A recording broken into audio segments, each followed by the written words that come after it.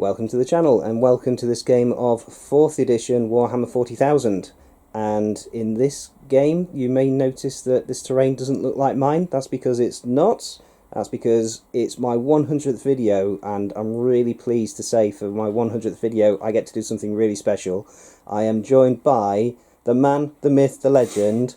Say hi, Paul. Hi, Paul. Thank you very much for having me over to play this game. Thank you. So great pleasure. This is totally inspired by one of your rambles, because I remember one of your live stream rambles. You were talking about 4th edition and how Combat Patrol existed in 4th edition. And as you know, I've been wanting to do 3rd edition for a while, and I finally got round to doing some 3rd ed battle reports. And the first one was kind of 3rd ed / 4th ed, rather than pure 4th ed. But it kind of inspired me to do Combat Patrol, so this is in a very large part thanks to your good self. Okay, good, I think. And also, I apologise. For what? For dragging me into 3rd and 4th? Yes. Yeah. I remember Combat Patrol very, very fondly. My gaming group, I think there were 4 or 5 of us at once, or sometimes we'd go, should we do a Combat Patrol night? And we'd set the table up, and we'd get 5, 6 games in. We'd all turn up with some different lists of different armies and just randomly pair off and play. They used to coin it, I think in White Dwarf they called it 40k in 40 minutes. Yeah. And I think that's where there's another channel that kind of uses that as the strapline. I can't remember who it is. But yeah, it's so you can play in your lunchtime. And yeah, the game takes 40 minutes, but obviously the setup and the pack up and everything, yeah, it's like 3 hours. But anyway, but yes, so I've loved Combat Patrol, and when you suggested it, yeah, very keen for the idea, and it gets me to be all nostalgic with my older minis and older rule sets and all that good stuff. And that's the beauty of this game, is we get to use era-specific models. Yeah. No fudging it with 8th edition Death Guard. No, this is true.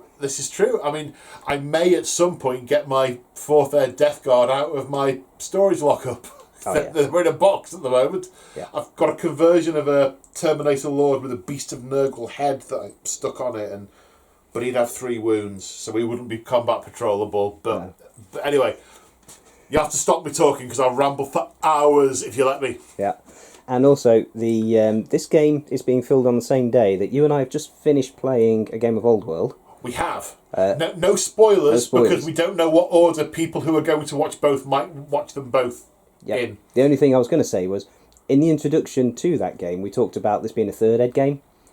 And I was originally intending to play it as 3rd edition, but once I saw all the models that we've got, I thought the purist in me needs to make this 4th edition. Because Combat Patrol is a 4th edition format. So, yeah, we're playing 4th edition. So, we make reference to him being 3rd edition in that game of Old World. It's not, it's 4th edition. It's levelled up. It has, yeah, it's progressed. Indeed. It's evolved. Right, and on that note, let's take a look at said era-specific models. All right, and here we have Paul's army of Eldar, Craftworld Eldar. So, before Paul tells me what's in it, a quick note on codexes. So, we are using the 3rd edition codex and the 3rd edition supplement, Craftworld Eldar. And towards the end of 4th edition, this codex came out, which was current through the 2nd, or certainly the 2nd, 3rd, the end of 4th edition and into 5th edition. But these 2 books were current for most of 3rd edition. This book came out in 1999, the year after 3rd edition was launched. The supplement came out in the year 2000, and 3rd edition ran right the way through to 2004. So these were current books, current rules, certainly for the first half of 4th edition. And this Combat Patrol has been put together using these earlier books. And you prefer these ones, don't you, to the latter one? Yeah, well, they let you be Craftworld specific. One of the things they did in the sort of 4th, 5th, 6th era was take out the sub-faction specific stuff and make things more generic. And I preferred the sub-faction stuff. I still do. Yes, yeah. There's definitely a lot more flavour in these books, and the supplement in particular kind of alters the basic force organisational chart depending on which Craftworld you take, don't they? Yeah, it does. But anyway, talk me through what we've got. Okay, so I'll talk you through how the Ulthwi stuff works. So Ulthwi are the only craft world. Normally, Guardians are effectively reservists, so they get called up as and when the craft world goes to war. Every Eldar. Did I just say Eldari? No. Every Eldar. Oh no. Every Eldar is trained for war because they're a dying race and they do it very well. They often get called up. The Guardians are the reservists. Ulthwi has a standing army of Guardians known as the Black Guardians. So any unit of Guardians taken as a compulsory troop choice counts as Black Guardians. Guardian Defenders have ballistic skill 4.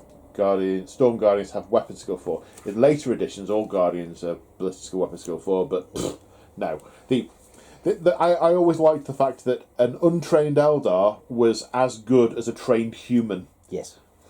So these are trained Eldar because they're a standing army. The other thing that Ulthwi does is because they have a lot of psychers, fewer people walk the path of the aspect. So you can never have more units of aspect warriors than you have units of guardians. A principle I've always stuck to when playing this army, even in later editions where it didn't actually matter. And also, you didn't have to take Exarchs, so I often didn't take an Exarch with an Aspect Warrior unit, representing the fact that it's lesser on the craft world and there's not quite so many of them, and so on and so forth. Yeah. Obviously, they're very psycho heavy. I would have liked to have had a Warlock effectively leading the patrol, but the only way you can have Warlocks is by having them as a bodyguard for a Farseer, and then they sort of detach off and go in the individual squads. Can't have a Farseer in combat patrol because one of the restrictions is no model with more than 2 wounds. Yeah.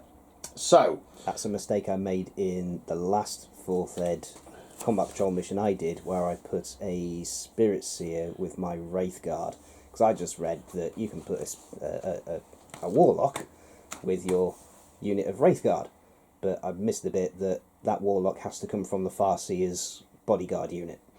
So yeah, whoops. Indeed. So I always like, obviously, Squad of Guardians, first choice.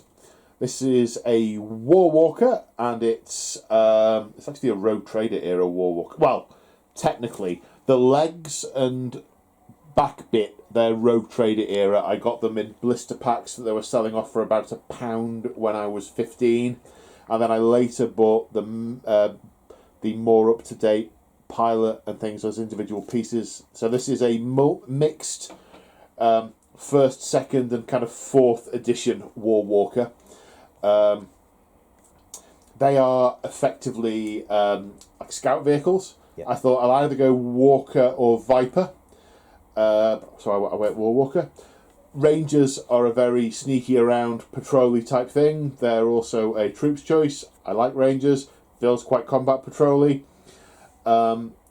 My other choice was another unit of Guardians or a unit of Storm Guardians. I couldn't put a Wave Serpent in because the armour values would be too high. Yeah. Could have put some Bikes or a Viper, but at that point I felt like I'd be trying to out Dark Eldar the Dark Eldar. So I thought, won't do that. We'll go with a reduced size number of Aspect Warriors without an Exarch. And I toyed between Striking Scorpions and Howling Banshees, and Howling Banshees have always been my favourite unit in the entire 40k game. These are 2nd edition Howling Banshees that you can tell because they are not Shuriken pistols they are carrying, they are Las pistols. Mm-hmm. They are super old. So that's the rationale that went into it, really. I'd have rather had a Warlock leading it, but can't do that, so basic troop, couple of scouter units, and then something to top it up and give a bit of variety. Great stuff, great stuff. Right, let's take a look at the Dark Eldar. And here we have a combat patrol of Dark Eldar. And for the Dark Eldar, I am using this version of the Dark Eldar Codex. And it says there 2nd edition. It came out in 3rd edition, but in 3rd edition there was this version and a version that came out a few years before. Basically, they update. It's basically the same codex as the one that was released in 3rd edition, but they updated it towards the end so that some of the vehicle upgrades were a bit better. That's basically the only difference. So just don't be fooled by second edition. It's the second edition codex because they only came out in third edition Dark Eldar. So technically it was the second Dark Eldar codex that came out, but it's still the same codex. Of this book. Yes, yeah. Second edition of that book. That's it. These days it would be an FAQ 3 months after start. Yes. But they reprinted the entire book. And that book was then current right the way through to 5th edition, when they did a complete range reset. I had Dracarys I had Dark Eldar at one point, and I remember that book very, very fondly. I played them for a number of years, and they changed all of it when they did the new book. That was through 4th, 5th. That was the book, and some of those games would have involved some of these actual models because you gave me these. I wasn't going to say that. Yeah, when I first mentioned to you that I was intending to... This is going back a couple of years. This is how long I've been wanting to do my 3rd edition project. I mentioned to you that I wanted to do 3rd edition, and you very kindly then donated me an entire army's worth of Dark Eldar. All of these models on the table have come from you. Some of them have been stripped and repainted. Some of them had never been built. I think I remember I had 3.5k. Yeah. And I painted about 1,500 points worth. Yeah. And a bunch of the rest were sort of half done. And when 40k had moved on and the range had been refreshed and I'd got new stuff, I knew I was never going to do anything with them. And so when you said you were interested in that project, and I'll be honest, at that point they were taking up a lot of space.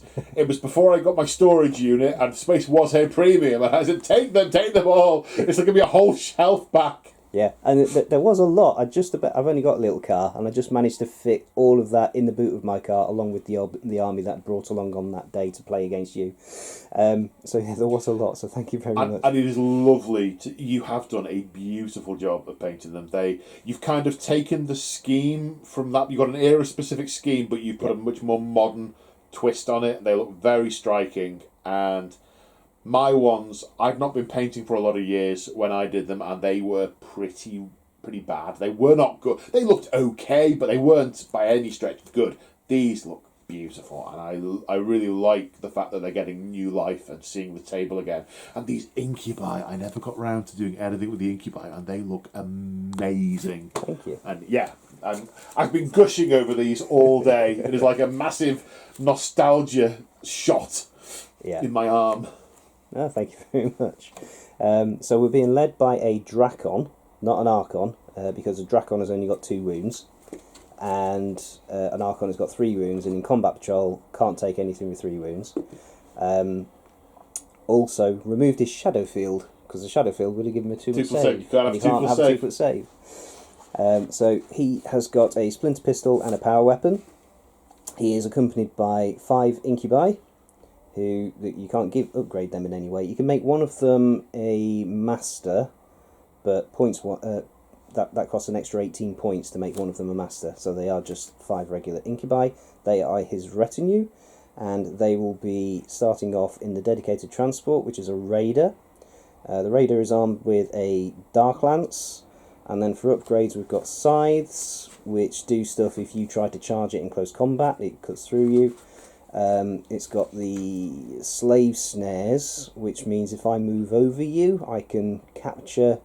I've got the opportunity to capture enemy models for extra victory points. Yeah, you've got the mechanic where models you kill in combat or ones you grab with slave snares gives you extra VPs at the end of the game. I remember going to one event where the guy had built, I think it was MDF, a slave pit with like a cage, and every slave he took of his opponent, he put it in the pit until the end of the game, so we could count them all up. That was beautiful. I always thought I wanted to do one of those. Ah, yeah. Give me ideas now. Yeah. And it's also got trophy racks. Now, if I'm honest, the trophy racks are the only bit that make me cringe when I look at it, because they look like they're made to measure. They fit perfectly around that rear engine housing, but they're from a 10th edition Demon Prince. They look great from here, man. Yeah, they look great, but everything else is... Like, the chains on it, they're from a Chaos vehicle sprue. So, again, irrelevant, but those are like 7 editions in the future. So, they look good. The trophy racks, because they're going to drop my leadership if I'm within 6 inches. I think so, yeah. And I wanted, I said I wanted to try and get a Warlock in. I Yeah. wanted to take Embolden as a Warlock power, which lets you retake pinning tests and leadership tests and so on. I'm just glad to see you haven't got a horror effects on that Raider, because I remember at one particular event, when damage, you say, right, you destroy a weapon. He said, is that model WYSIWYG? And the guy said, yep. He said, right, I'll have the horror effects. And he went, oh no, you've played Dark Eldar before. Because horror effect is like a blast template weapon, and for every model you hit, it drops your leadership by 1 point. So if you put it in a big cluster, it's like, leadership -8. Fail it, pinned. Yeah. So then you can just fly over with impunity. Lovely piece of kit, that. I'm very glad you haven't got one. No, I've literally only taken what's modelled on it, basically, because, again, upgrades. I could have put loads more stuff on, but didn't. And then finally, we've got a unit of Cabalite Warriors being led by a Sybarite. Do you say Sybarite or Cyberite? I say Cyberite, Right. but let's call the whole thing off. No, I've no idea what is correct. That's just what I have got used to saying over the last 30 years, so I'll probably continue saying it by default. Yeah, because it's a Y, isn't it? It's a bit like the Tyrannid, Tyrannid. Yes, I suppose I should say Tyrannid and Cyberite, but now I choose to say Tyrannid and Cyberite in the same way that Sean Bean is Sean Bean, not Sean Bean or Sean Bourne. Indeed, Yeah. Pistol and power weapon I decided in the end, didn't I? Yes, you did. And there's 2 blasters in there, and looking at this now, I'm really annoyed because I painted these for different units, and the glowy effect is slightly different on both weapons. Yeah, but they don't have factories to mass produce these things. They'll have been individually made. Yeah. Maybe one of them's bled the Kyber stone or something, the Kyber crystal. Now we're getting into Star Wars. So yeah, in a regular unit of warriors, you can give 2 heavy weapons and 2 special weapons. So I've gone for 2 blasters because I didn't know how much armour you were bringing, and I've gone for 2 shuriken cannons, which are 4-shot assault weapons with 24-inch range, and then the other warriors are splinter rifles. They're rapid fire, if I remember rightly. They are indeed. Yeah. Yes. So you're gonna moving those. You've got a 12-inch range if you move them. Yes, and 1 shot. Yeah. If I do move. So that is the Dark Eldar. So let's get deployed. Okay, we're set up. I won the roll-off to determine who... Did I win the roll-off to determine deployment zone? Either way, we just went... I'm this side, so I'm staying on this side. I also won the roll-off to get first drop, so I deployed the Raider with the Drakon and the Incubi in it. I then tried to balance more than 2 Incubi on it. I probably could, but it's brand new. Literally only finished painting it yesterday and don't want to scratch it. And then Paul deployed the Warwalker, which is behind this building, out of range and line of sight of the Dark Lance. And then I deployed the Warriors, and then Paul deployed everything else because I only had 2 drops. So we've got Howling Banshees over here on Paul's left flank. We've got the Guardian Defenders over on the right flank, and then infiltrating in, we've got the Pathfinders on top of this building. They're Rangers, not Pathfinders. Rangers, Pathfinders were explicitly an Alatok thing. In fact, the Craftworld... Sorry, I just jumped on you there. No, that's the fine. Craftworld Eldar book, that's what you get for being a Alatok. Yeah. Your Rangers are upgraded to Pathfinders and they're better. Right. I nearly went Alatok because I didn't play my Alatok until after the book was obsolete, so I never got to have proper Pathfinders, but nostalgia. Yeah. All 3. Love my all 3. When you told me you were doing Craftworld Eldar, I did wonder which Craftworld you were bringing, because I know you've got more than 1. I got all 5, the main ones. They're not all painted. They're in various stages of... Yeah, but there's 2 that were playable today. One's actually on my painting desk at the moment. It's my next 40k project for 11th Ed. I'm going to do my... Simon? Yanden. Yeah. Yeah, my main Craftworld is Yanden. Righty-ho. So without further ado, we need to do a roll-off to determine who's going to get choice of first turn. Good luck, sir. Likewise. 1, 4. I'm going to let you go first, I think. You sure? Yeah. Because if you go first, your raider could have moved 12 inches, and that makes me only hit it on a 6. If you stand there, I'll walk around the corner with this War Walker and blow it to pieces with the Scatter Laser and Dart Lance. Because that's strength 6 and that's strength 8 lance. It will not survive this. Kind of like the Phantom Menace, we will not survive this.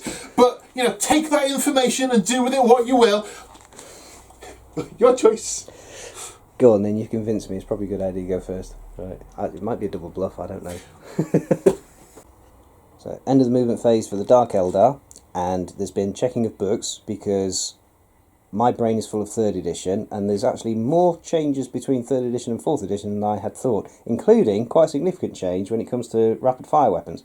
And also, Paul's been great for guiding me through that, and you're quite surprised with how much you're remembering. Things are coming back to me pretty quickly. When I said it was a 6 to hit the Raider, that's totally wrong. You can only ever glancing hit a vehicle that's moved more, a fast vehicle, a fast skimmer that's moved more than 6 inches. Yep. Which means never a penetrating it. They've got different tables, but a lot of things have kind of stuck. Yeah. It was my early 20s when I played most 40k, early to mid 20s. I kind of learned second ed when I was a teenager, but I really played it a lot in my 20s, and it was 4th ed that we played most. So I guess it's most ingrained. That's why it was kind of easy to pick up Heresy, because most of it was kind of the same. Well, it was. I'll be quiet now. And then the unit Cabalite Warriors have moved around the corner of this ruin with the intention of trying to take some shots at the Guardians. So I'm going to fire the shuriken cannons. The splinter cannons, mate. Dear me. Can you tell I've played with Eldar quite a lot recently, but not so much with Dark Eldar. I keep calling those things a bright lance. Right, so not shuriken cannons, splinter cannons into Guardians. So yeah, just checked range. We are just in range. We're like 23 inches away, and these are assault 4 with 24-inch range. So I'm going to 8 dice, hitting on 3s. We said. Yep.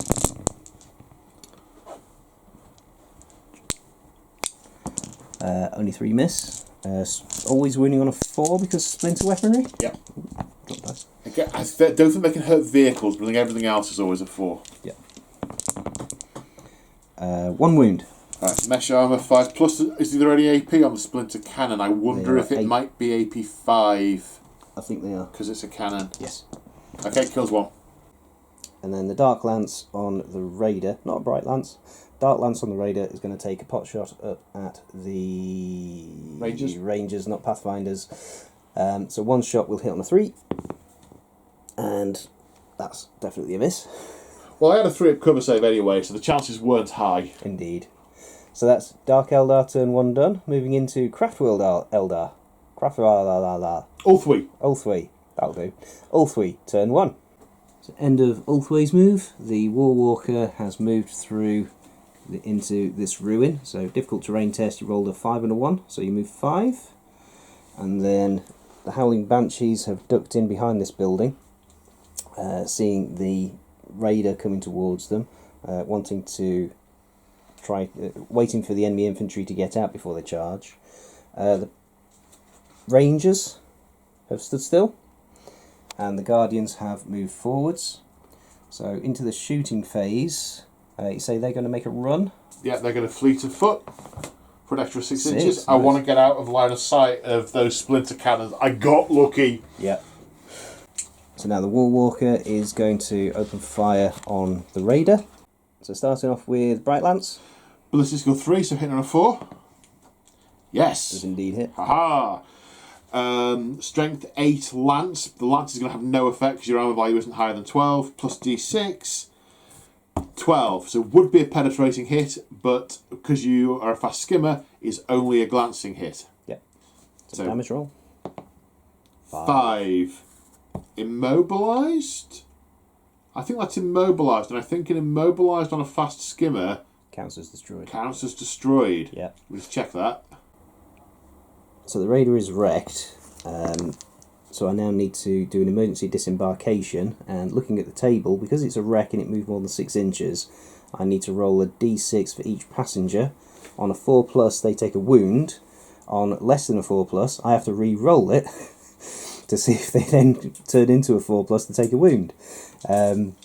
So I'll start with the Drakon. That's a 1, so I need to re-roll it.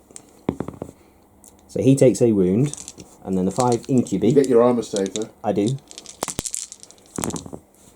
And all of the incubi except 1, but that has to be re-rolled. So all of the incubi except 1. The Drakon has only got 5 up armour. So he takes a wound. He starts with 2. And then the incubi, one of them dies. That could have been a lot worse. It could have been a lot worse. It was still pretty bad, but it could have been a lot worse. So they've disembarked behind the wreck of the Raider, and now the Rangers are going to shoot down at the survivors. So the Ranger rifles, sniper rifles, they hit on 2s. 2 misses. 6s to hit would be AP1, but none of those. Also wound on 4s because sniper rifle. Yep. 3 saves. Are they able to target individual models? No, not to my knowledge. And the way I believe it works is from one set of shooting, each model has to take 1 save before you can allocate another 1 to it. So if I'd got 10 hits, you'd have to do 8 on the Incubi and 2 on the Archon. If I got 9 hits, you could go 1, 2, 3, 4, 5, 1, 2, 3, 4, and it'd be 1 on the Drakon, and then 8 on the Incubi. Yeah. I think. Yeah. This is where my knowledge of 4th to 5th to 6th gets a little bit hazy. Yeah. So I was reading this the other night actually, and I think it's if you roll the same enough hits and wounds to the number of models in the unit, you get to pick one of the models to take a save. Right, okay, so what I was thinking of was 5th Ed. Yeah. This is if I get 5 hits, I could say the Drakon must take a save. Yes. Yeah, you're right. Yeah. Dead right. So all of these can be taken on the incubi. They've got 3 up armour. 2 dead. Classic James rolling on Say Hi Pool channel. But it's my channel. It's not fair. Well, you rolled it. So we've taken 25% or more casualties, so we need to take a leadership test. And the Drakon's leadership is 9. They have taken exactly 50% casualties, not more than 50% casualties. So 9 or less to stop, to avoid falling back. And that's a 7, so they can stay there. And that's the end of Craftworld Ulthway's turn 1. Yep. I've got to say that's pretty successful. I see. What is coming back to me is that elite units and characters are a boom or bust risk in combat patrol. Yeah. Because that's probably 3/4 of your army. Oh yes. There. And I've just with one bright lance shot, I've done quite a bit of damage. Yeah. Whereas I haven't got any characters, and I've gone troop. Yeah.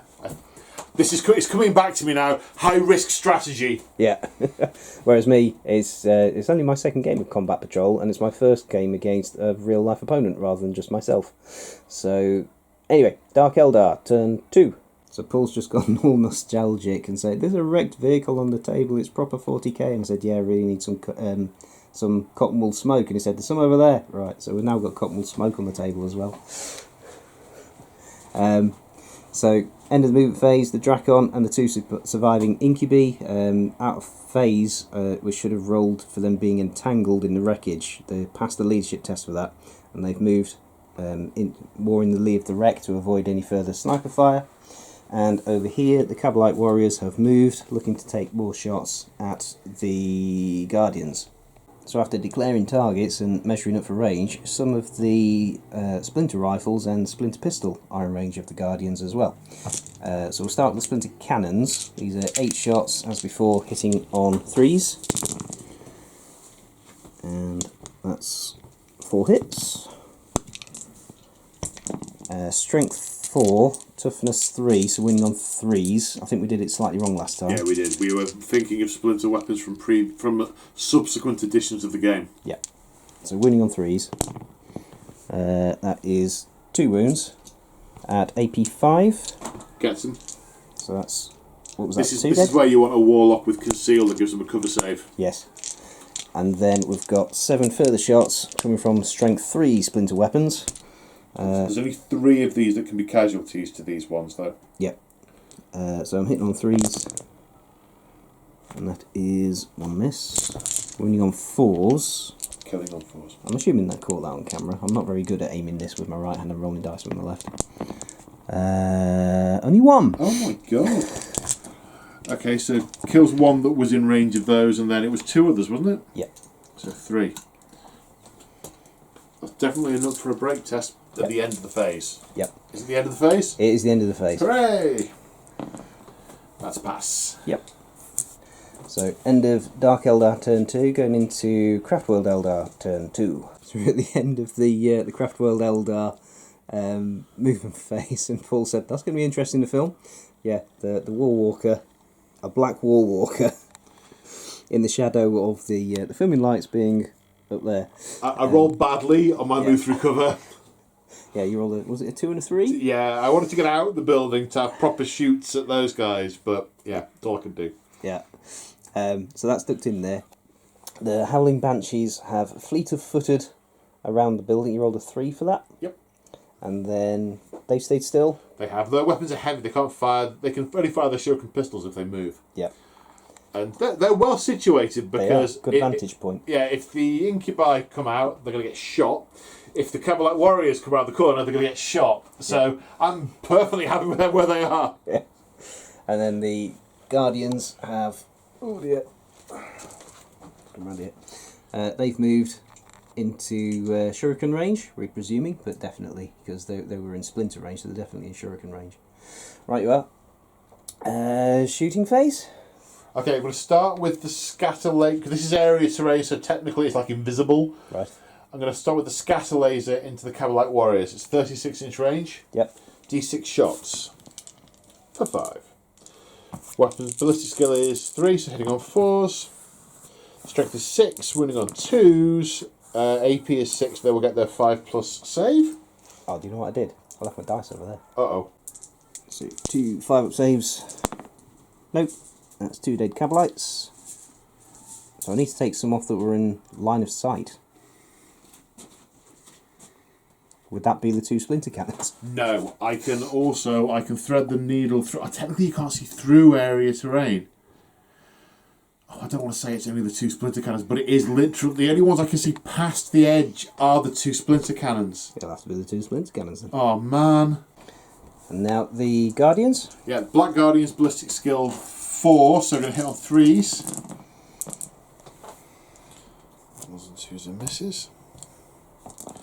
Strength 4 for Shuriken, AP 5, so he's going to kill on 3s. Ooh, my. 6. And that leaves 2 remaining. Is there any more fire coming in? No. So, at the end of the phase, we need to take a leadership test for the Capalites. They are definitely below 50% starting strength. I think they're leadership 8 down to leadership 7. Need to check that now. They won't be leadership 9. They won't be leadership 9. So that's going to be a fail. So I'll be fleeing 2d6. Yeah. 8 inches. Right, so they are legging it very much towards the board edge. I feel bad, James. I feel bad. Yeah, it was my idea. Right, Dark Eldar turn 3. So at least I didn't get tabled in turn 1. Right, yeah, Dark Eldar turn 3. They can't rally, or regroup, beg your pardon, is the correct terminology. They can't regroup because they are below 50% starting strength, so they will just carry on. Is that right? I'm pretty sure it is. I don't remember that. Hang on. Yep, it's below 50% starting strength, so can't try to regroup, so it's just going to keep on falling back. That appears to have 6 inches. gone out of my mind. Yeah. Altogether. So that it's the same as that is in 3rd edition. So that's one rule that has carried over more or less unchanged. So they're going to go another 6 inches. So the Cavalites are slowed down by the difficult terrain. So that 6 that I rolled for the fallback move becomes a 3 because you halve it. And then moving over here, the Drakon and the 2 remaining Incubi have moved behind the cover of the trees. So they are protected against the sniper fire because the snipers can't see through the area terrain. Right. Craftworld Eldar, turn 3. So we're at the end of the Craftworld Eldar movement phase, and the Howling Banshees have fleet-of-footed closer again. So technically that's a shooting phase activity. We've just done it to save the admin. That's why they moved it to a movement phase thing in subsequent editions, because of it being a pain. And then the Guardians have fleeted up against that building into cover. And then the Ranger's still staying still. And the War Walker has moved through difficult terrain, but didn't roll very high, so again, still hugging the building. So that's a fair summary? Yep. Cool. I can almost get a line of sight with the snipers on the 2 Cabalite warriors, but not quite. Not quite over that building, because I can't see through the building because it's area terrain. Yep. So I can't quite get the line of sight past the building. Yep. Right. Dark Eldar, turn 4. So in the movement phase, these Cavalites are going to continue fleeing. 7 inches is half to 3.5, so they will still be on the table. Thusly, the Drakon and the Incubi have moved, and they can see the Guardians because they're just poking out enough for me to be able to launch an assault. The Howling Banshees are a bit too far away, and you have to be able to see the thing you want to assault. So I could fire pistols at the Guardians before I charge in, but then I would only be able to kill the one I can see, which means I would then probably not be able to assault. So into the assault phase, I can assault 6 inches, so the Drakon and the Incubi will assault the Guardians. Right, so on to numbers of attacks, and let's see if I can get 4th edition close combat right this time. So the Drakon has got 2 attacks based on his profile at initiative 6. He charged in, so he gets an extra attack, and he's got a pistol along with his power weapon / close combat weapon, so he gets an extra attack for having 2 close combat weapons, effectively. The Incubi, potato, get 1 attack base, +1 for charging, +1 for having a splinter pistol built into their helmet. And there's 2 of them, so they're attacking at initiative 5, and if this was 3rd edition, they would only be getting 1 attack each because they're not in base-to-base contact. But because this is 4th edition, everybody gets their full complement of attacks. For the Guardians, we've got 5 within engagement range, which is base-to-base and then within 2 inches of a friendly model who's in base-to-base. They get 1 attack each at initiative 4. So, I'm going to do... You want to say something? If they live that long. Which they won't. So I'm going to do the Drakon first. I have to do the Incubi separately because their punishers give them an extra pip of strength. So the Drakon, he is weapon skill 5 against weapon skill 4? 3. So still hitting on 3s. So it's the same basic principles as Old World in that respect, isn't it? Sounds right. I didn't check, but that definitely sounds right. Yeah. So I hit twice. Strength 3, toughness 3.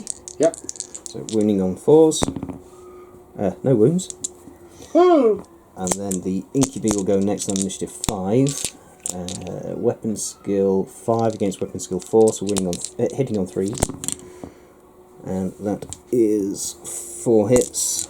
And this is strength 4, because +1 from the Punisher against toughness 3, so wounding on 3s. 2 wounds, and these are power weapons, so cut through any armour. So that's 2 dead Guardians. So Guardians attacking back. 2 hits, 2 hits. 4s. Yep.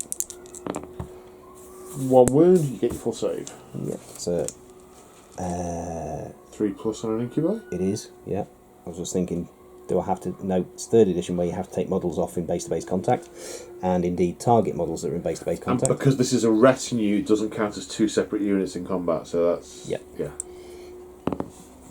Oh, man. Classic James dice rolling. So that's a dead Incubi. The Guardians lost that combat because I killed 2, Paul killed 1. So now a leadership test, -1 to the leadership value because you're at less than 50% your starting strength. That's a pass. That's a pass. So Starting leadership is 8. Yep. So now we do consolidate moves. And after piling moves, not consolidate moves, after piling moves, it looks a bit like that. So that's the end of Dark Eldar turn 4 into Craftworld turn 4. We are at the end of the Eldar shooting phase. So the Howling Banshees have fleeted over towards this ongoing combat. The Rangers can now get line of sight onto the fleeing Cabalites. There they are. Focus. There we go. But they're out of range. Into the assault phase. So the Banshees have assaulted in onto the ongoing combat, and this is what the dice looks like. These 6s are actually 10s because of Banshee masks. I don't count as initiative 10. I automatically strike first in the first round of any combat. That's it, yeah. Yeah.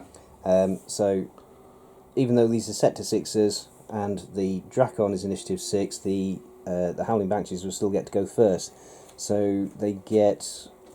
What's this be? So there'll be 1 attack base, 1 for charging, and 1 for having a pistol and a close combat weapon. Correct. And there's 7 of them. Yes. So that's 21 attacks, hitting me before I get a chance to hit you. Yes. And if I survive that, the Drakon will get 2 attacks base plus 1 for having a pistol and a weapon, and the Incubi, the remaining Incubi, will get 1 attack base plus 1 for having his pistol, and then if there is anything left, the Guardians will then get 1 attack each at initiative 4. I mean, and I'm going to go out on a limb and Yeah. say they're not getting their attacks. Yeah, I think you're probably right. I'm hitting you on 4s, then wounding you on 4s. You're not getting a save because they're power weapons. Yep. Okay. Well, if you roll like me, I might have a chance. Okay, I will do my best, sir. If you roll like anybody else, yeah, I'm screwed.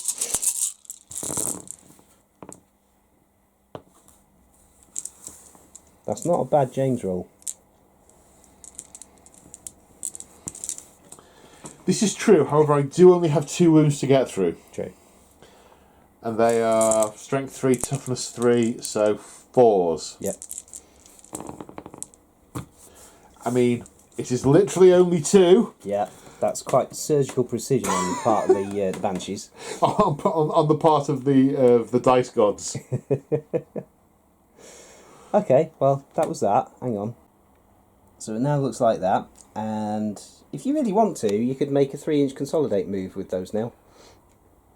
With both of them. I could get slightly closer to the 2 Cyberites that are the Cabalites who are about to run off the board. Yeah.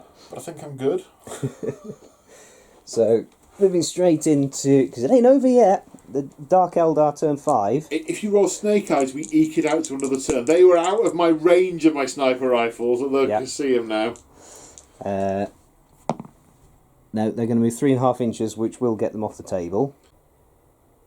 And that was that. Yeah. Sorry, mate. Game 100. Well, I'll tell you what was fascinating for me was watching you instantly fall into stride.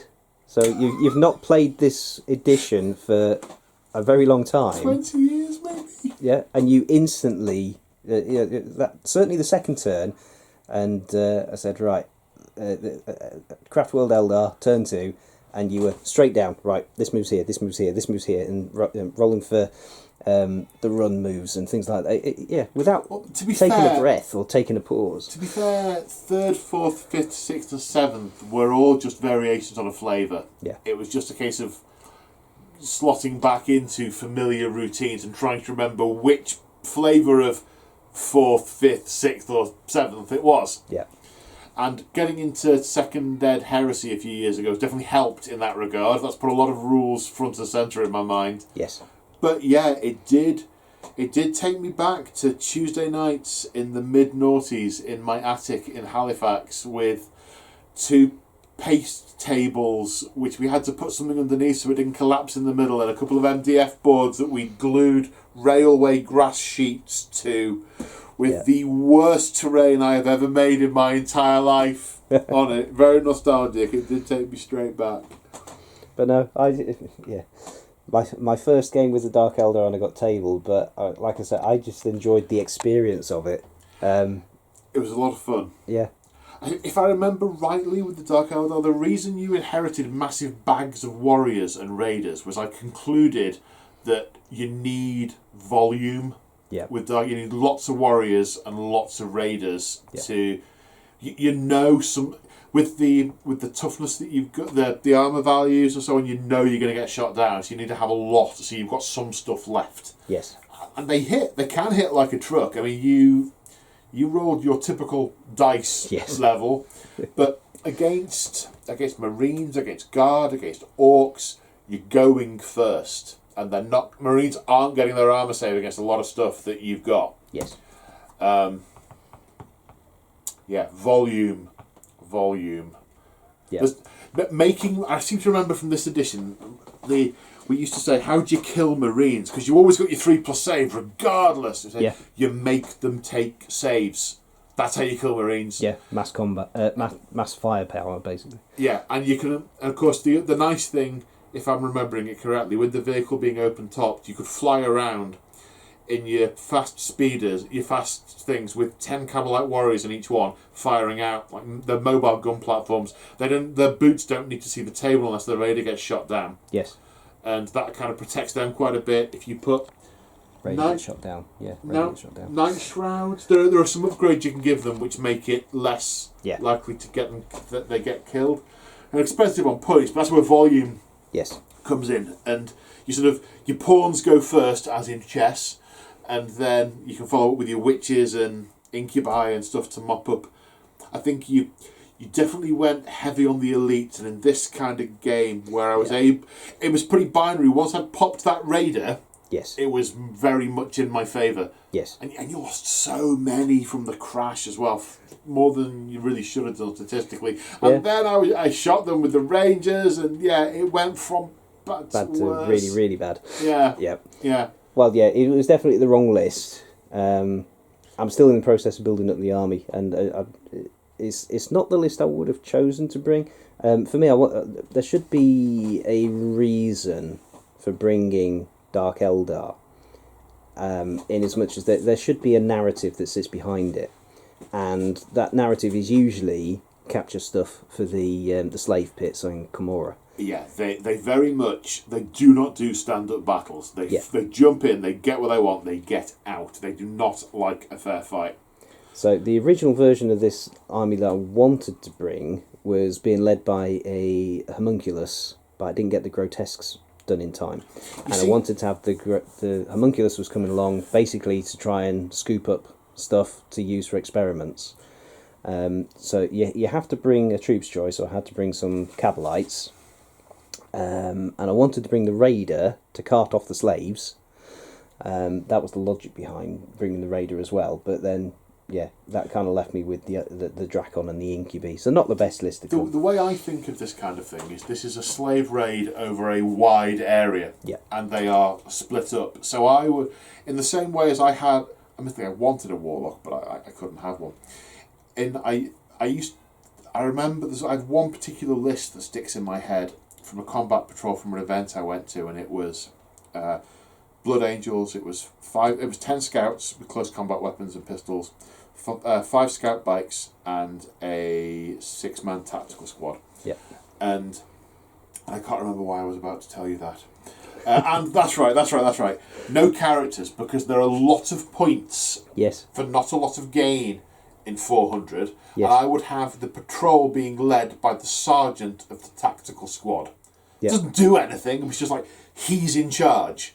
So narratively in my head, if you've got a raider full of Cabalite warriors, the Cyberite's in charge of this little bit, and then if you've got some Reaver jet bikes and a couple of other things, you don't necessarily need a Drakon. And the Drakons and the Archons, they do not trust the Cabalite warriors because you don't get them chunking around without Incubi because they'd be dead. Yes. And so you're investing more than half your army in one thing in a combat patrol. So in my head, I'd have it led by Cyberite.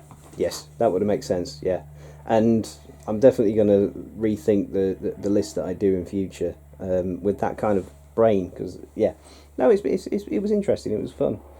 There's something else I was going to say. Also, you don't have to go all the upgrades in the unit of Cavalite Warriors. That's also a lot of points. And it's kind of they made you do this in later editions where they say you can have up to 2 heavy weapons, up to 2 special weapons, but later on they said, well, you do it per 10. Yeah. So in a unit that's just going to fly around in a raider and poison the cattle to death for other people to come and jump in, they don't necessarily need blasters. But if the role is to fly in and hit the enemy armour and take it out so that someone else can come in and poison the cattle and cart them off, there's no sort of like tactical doctrine like there is with Marines where you've got to go, right, special close combat weapon, flamer, missile launcher. It's just there. Like, what are they going to do here? What's their job? Right, kit them for that. Yes. No, I mean, I brought the splinter cannons because they're assault. Yeah, and they would basically outrange you for your troops' choices. And I brought the blasters for any armour that that I might come up against. Well, the other thing is, in combat patrol, you can have a maximum total armour value of 33. Yes. Which means that the most you can have in only one armour facing is 12, but the majority of vehicles. So in my book, you can't take wave serpents because they're too high. You can't take fire prisms. There's a bunch of stuff you can't take. The only things you can take are all 10, 10, 10. Yes. So you can glance those with strength 4 weapons, or there are options that you've got. Your splinter rifles wouldn't be able to do it, but the cannons would. Dark Lancers, that's the other thing. When you take lots of raiders with chaff in them, you've got loads of Dark Lancers scattered about the place. It's not like you've got a Ravager that's got all your gun on it, and when it dies, you're screwed. No, it's just dotted all over the place. You've got lots of redundancy. Yeah. I'll stop talking now. No, it's been interesting. No, it's good insight. So, yeah, you've been dreading that this is going to get you back into wanting to play older editions of 40k, and No. I'll have the occasional game with you. I won't get back into it as a thing. No. Too many games to play, too little time to play and paint. Yeah. I'm loving Old World. I'm sticking to Old World at the moment, and my doctrine at the moment is I play all 4 of GW's main games, and whilst I am slimming down my miniature collection, because I currently rent a 3-ton cargo container to keep most of it in, and my goal was to get rid of that. But I'm going to keep a handful of armies for each game, and then whichever version of Warhammer is least messed up by GW at any point in time, I'll play that one. At the moment, Old World is my jam. Right, I have optimistic hopes for 40k 11th edition. What I see so far gives me optimism. Good. Or hope. Don't know. We shall see. Right, well, I hope you've enjoyed that trip down memory lane. And I have. Great Thank stuff. you very much for inviting me on the channel. No, you're very welcome. I've been a guest on your channel so many times. It's great to have you on mine. You did once appear as a cameo. I think it was the first weekend we had at yours, and myself and Joe played a game. Yes, you were playing Iron Jaws versus Flesh Eater Courts, and he terrorgeisted you in like turn 1. Yeah. Because just Joe. Because that's what Joe does with his Terrorgeist. Yeah. And you made a bit of a cameo there. But no, it's been great to actually play against you on the channel. So thank you very much for that. Pleasure, sir. No, I've really enjoyed it. And it's one of those games where when you get tabled, I didn't mind because it was just I was immersed in the experience. So yeah, thank you very much. To everybody else, thank you for watching. Please continue to like, comment, and subscribe. Do check out Say Hi Paul if you haven't already. I'd be amazed if you haven't. And I'll try to put the link to the Old World game that we played before this into the... Can I do that? Because I think this one's coming up first.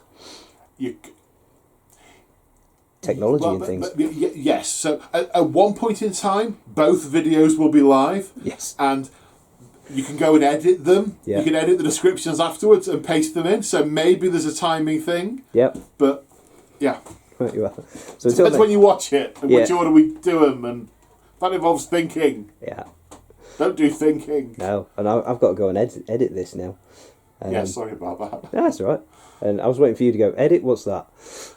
Because I've got a whole spiel behind that as well. I've learnt the root from the word and the etymology and everything from when you asked me that question. You don't ask me that question. Yeah. Well, I mean, editing for me is opening up the app on my phone and then in chronological order going, that one, that one, that one, that one, that one, that one, that one, that one, compile. Yeah. The very first battle report I filmed, I played with the Claw, and it was 7th ed 40k, and we filmed it, and it took a long time to film. It took me about 6 hours to edit the thing together, and as it was compiling, my laptop fatally errored, and we lost the whole lot. But given how long it had taken me to edit it together, which had added very little to the quality of me just randomly saying stuff, it really didn't change much. So when COVID came along and I decided to give it a go and people liked what I did, it only works because I've come up with a method that doesn't involve editing, it just involves stitching. Yep. But I am very interested to know what the etymology of editing is, because I don't know that, and I love trotting out random pieces of useless information, so do tell. So, edit comes from the Latin editus, which is the past participle of edere, meaning to give out. I mean, I understood the words and the order, but why giving out relates to clipping, editing, no give idea. out. Somebody will probably correct me in the comments, but that's my research, and I did memorise it, so it could be that if I'm wrong, then the internet is wrong. Excellent. So, yeah. But for me, editing is very much a process of, going through the footage and thinking, oh crap, I've got that wrong. Let's put a quick stitch in to say, I'm really sorry, I got that wrong, this is how it should have worked. And then, normally, after I've uploaded it, I'll watch it through myself for the first time to make sure it's all good, and then spot even more mistakes, which I then have to pin in comments. But that's how I learn. I learn a lot from watching my own mistakes, and hopefully I make fewer mistakes as with each game. And having somebody else who actually knows the rules really helps us with that as well. But there were some that totally blindsided me, and I'm like, I have no recollection of that whatsoever. And you're like, no, it says it here. And I'm thinking, did I miss that for 5 years? Or has my brain just edited that out? Right, well, thank you again for watching. Until next time, please continue to like, comment and subscribe, and God bless.